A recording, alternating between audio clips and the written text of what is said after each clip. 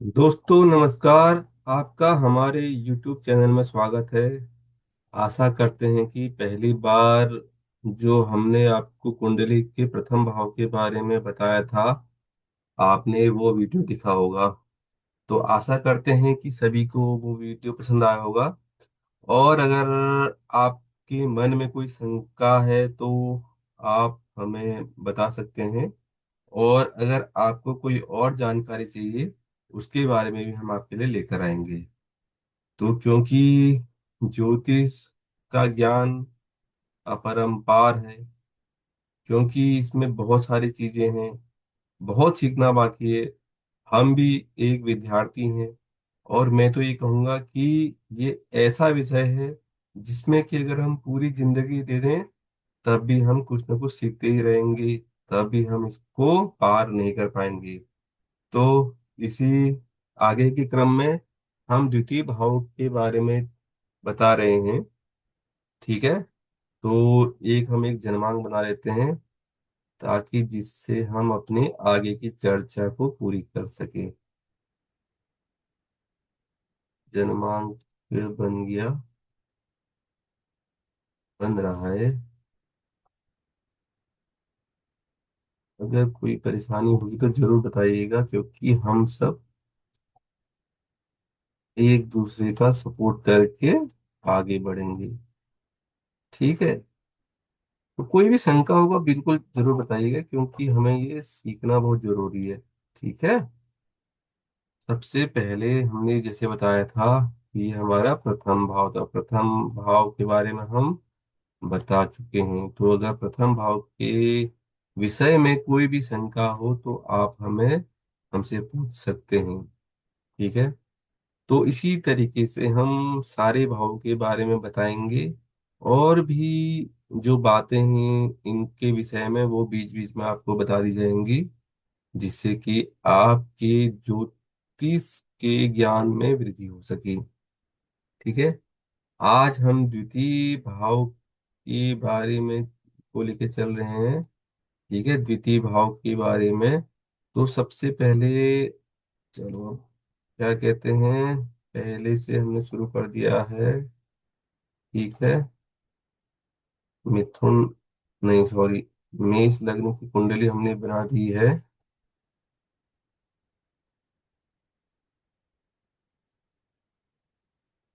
इस पर ज्यादा ध्यान मत दीजिएगा, ड्राइंग क्योंकि ये लिखने पर थोड़ा सा गलतियां हो जाती हैं। अगर एक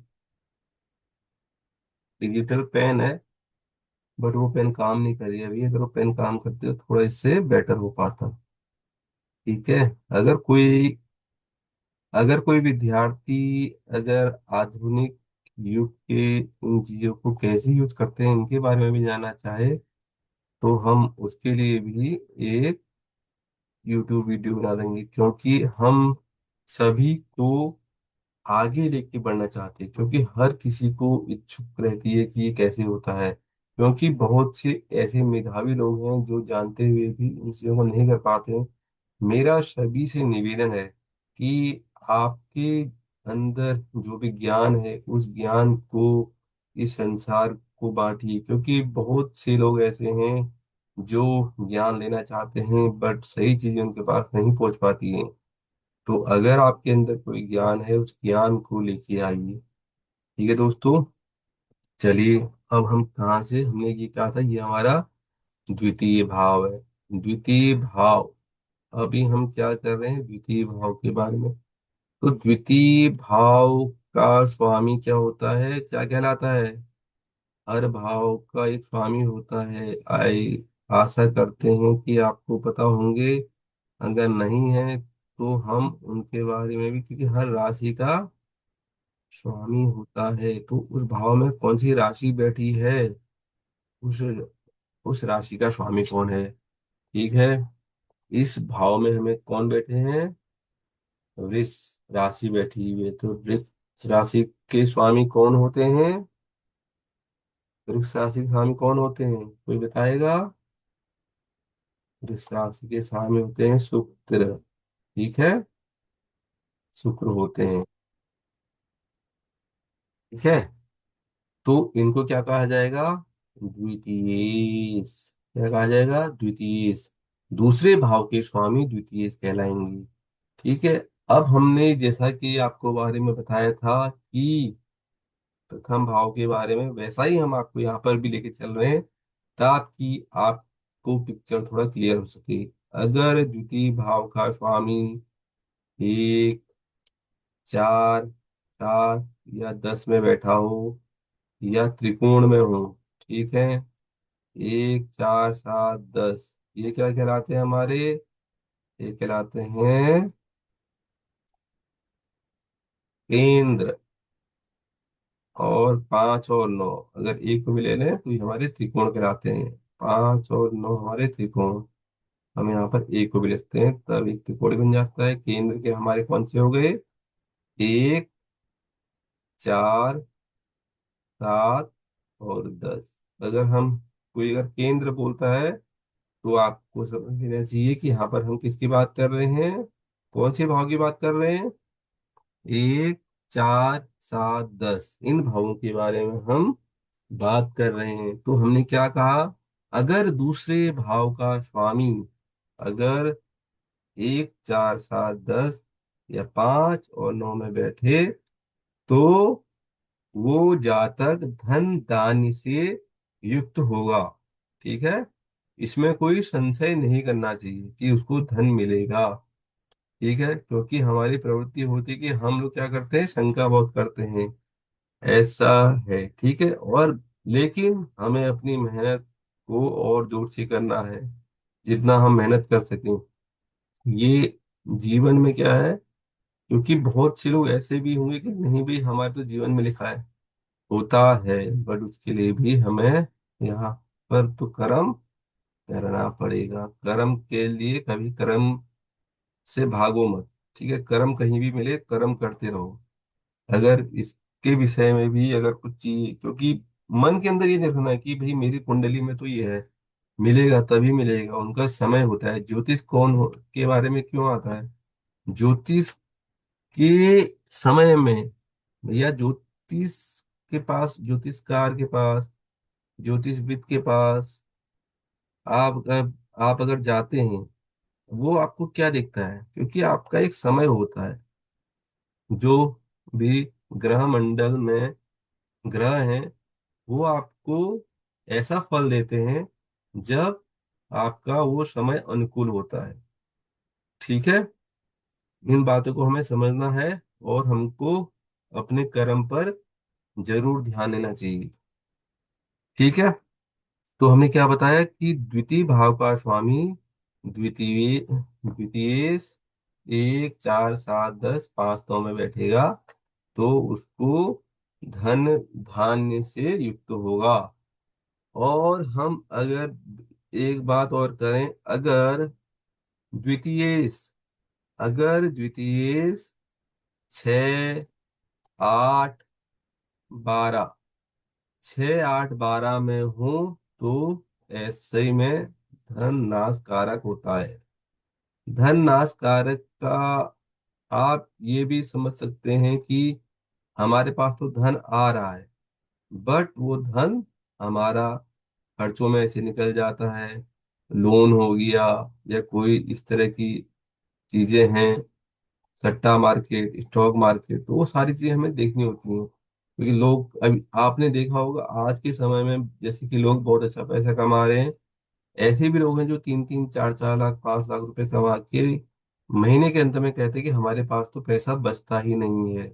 और दूसरी तरफ आप अगर देखेंगे, कोई 20 25 हजार रुपये कमाने वाला भी अपने परिवार की जरूरतों को पूरा करके कुछ न कुछ धन संचय कर लेता है। तो ये योग होते हैं। ठीक है।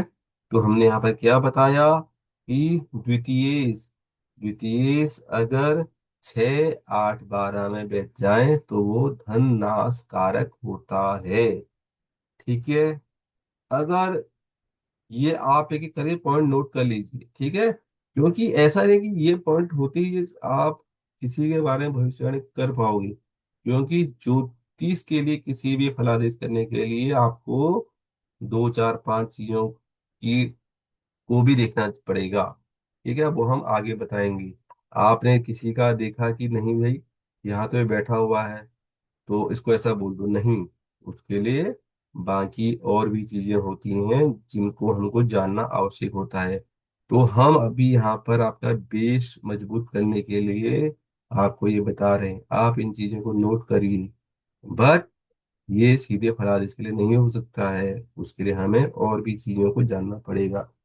ठीक है, अगर द्वितीय भाव में शुभ ग्रह हो तो, ठीक है, अगर द्वितीय भाव में शुभ ग्रह हो तो क्या होता है, तो वो धनप्रद होता है। ठीक है, धनप्रद होता है। अगली बार से एक पेन थोड़ा सा हमें करना ही पड़ेगा।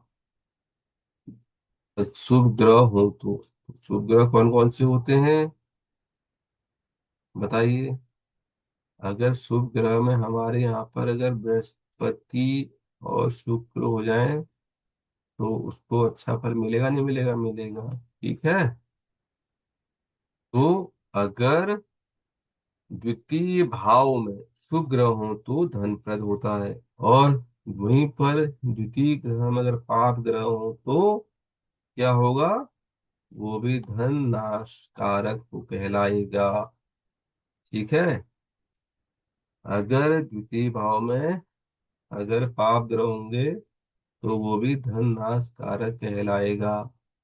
ठीक है, तो इसमें अगर पाप ग्रह हैं तो वो भी हमें देखना चाहिए, और ऐसा ही नहीं कि इसमें अगर पाप ग्रह हैं तो हम उसको बोल दे नहीं तुम्हें तो धन नाशकारक हो, हमें और भी चीजें हमको जानना बहुत आवश्यक है। ठीक है, और अगर जैसे कि हमने पहले ही बता दिया था कि अगर आपकी द्वितीय भाव का स्वामी इनमें अगर हो, केंद्र में हो, तो वो धन कारक कहलाता है, तो वो धन कारक कहलाता है। ठीक है, अगर हम यहाँ पर एक और दूसरी कुंडली को लेके चलते हैं, ठीक है, क्योंकि इस कुंडली में आपने देख लिया है तो दूसरी कुंडली को हम लेके चलते हैं। हम चलिए, कहने का मतलब है कि हम यहाँ पर दूसरे लगन को लेके चलते हैं। अब यहाँ पर हम मिथुन लग्न की कुंडली के चलते हैं। ठीक है, 3, 4, 5, 6, 7, 8, 9, 10, 11, 12, 1, 2। ठीक है, तो यहाँ पर हमारे द्वितीय भाव में कौन सी राशि आ गई, यहाँ पर हमारी कर्क राशि आ गई। और कर्क राशि के स्वामी कौन है, कर्क राशि के स्वामी होंगे चंद्रमा। कर्क राशि के स्वामी कौन होंगे, चंद्रमा। ठीक है, इतना आपको समझना होगा। अगर आपको राशि और उसके स्वामी के बारे में एक वीडियो चाहिए तो हमें बताइएगा, हम आपको वो वीडियो प्रदान कराएंगे। और वैसे आपके पास इन मैं इन्हीं को लेके चला हूं कि आपको इनके बारे में पता होगा। अगर कोई नया व्यक्ति जिन्हें इसके बारे में पता नहीं है, कृपया मुझे कमेंट करें, इस पर एक छोटा सा वीडियो बना देंगे ताकि आप इन चीजों को समझ सकें। ठीक है, तो हम यहाँ पर क्या कह रहे हैं, यहाँ पर हमने बनाया, और हम यहाँ पर क्या कह रहे हैं कि द्वितीय भाव का स्वामी क्या हुआ, ये चंद्रमा। ये तो पहले अगर चंद्रमा अगर इस मतलब केंद्र में भी कहीं पर बैठते हैं तो क्या होंगे, धनप्रद कारक होंगे। ठीक है, और द्वितीय भाव के स्वामी जहां बैठे हों वहां से अगर पंचम राशि अगर वहां से अगर पंचम राशि में एकादश का स्वामी बैठा हो तो यहाँ पर क्या होगा, एकादश के स्वामी कौन होंगे यहाँ पर, मंगल। ठीक है, मंगल, क्योंकि मेष ये कौन से स्वामी है, मंगल। तो यहाँ से पांचवे, 1, 2, 3, 4, 5, पांचवे भाव में हमारे एकादश राशि के स्वामी स्थित हों, और अगर शुभ ग्रह की दृष्टि या युति हो, अगर इसके साथ अगर शुभ ग्रह अगर बैठे हों या दृष्टि हो, माना कि यहाँ पर शुक्र बैठे हैं, तो क्या होगा कि उनके लिए यह जातक क्या होगा, तो यह जातक हमारा धनवान कहलाएगा। ठीक है, यह जातक धनवान कहलाएगा। तो आपने देखा, अगर द्वितीय भाव का स्वामी और एकादश भाव का स्वामी पंचम भाव में बैठा हो, जहां पर द्वितीय भाव के स्वामी हो, और शुभ ग्रह की दृष्टि या युति हो, तो वो जातक धनवान होगा। ठीक है। आशा करते हैं कि आपने इस पॉइंट को नोट कर लिया होगा। अगर पॉइंट नहीं नोट नहीं किया तो फिर से एक बार वीडियो को रिप्ले करके देख लीजिएगा। अब ये तो हमने बताई शुभ। अब आप बोलेंगे सब शुभ शुभ बता रहे हैं, कुछ ऐसा बताइए कि किसी के उसमें धन नहीं होता है। बहुत से लोग होते हैं दरिद्रता का योग। ठीक है, दरिद्रता का योग। ठीक है, दरिद्रता का योग। अब हम हर किसी के लिए अगर एक ही बनाएंगे तो आप भी कंफ्यूज हो जाएंगे। तो हमने यहाँ से पांचवें लगन की कुंडली बनाई। ठीक है, 5, 6, 7, 8, 9, 10, 11, 12, 1, 2, 3, 4। ये सिंह लगन की कुंडली है। ठीक है, सिंह लगन की कुंडली। और द्वितीय भाव में कौन है? द्वितीय भाव में कौन सी राशि बैठी है? द्वितीय भाव में कौन सी राशि बैठी है? कन्या। द्वितीय भाव में कौन सी राशि बैठी है? कन्या राशि। कन्या राशि के स्वामी कौन होते हैं? बुध होते हैं। कौन होते हैं? बुध होते हैं। ठीक है, कन्या राशि के स्वामी बुध होते हैं। कन्या राशि के स्वामी बुध होते हैं। और क्या कहते हैं कि अगर द्वितीय भाव के स्वामी या एकादश भाव के स्वामी, द्वितीय भाव के स्वामी या एकादश भाव के स्वामी अगर षष्ठ भाव में बैठ जाएं, छठे भाव में बैठ जाएं, ठीक है, उनके स्वामी अगर छठे भाव में बैठ जाएं, ठीक है, जो कन्या राशि है उनके स्वामी कौन है? बुध। एकादश भाव में कौन बैठे हैं? मिथुन। उनके स्वामी कौन है? बुध। ठीक है। और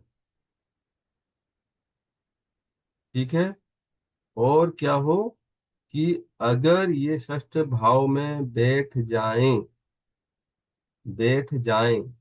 ठीक है, दो कंडीशन तो आपने नोट कर ली ना।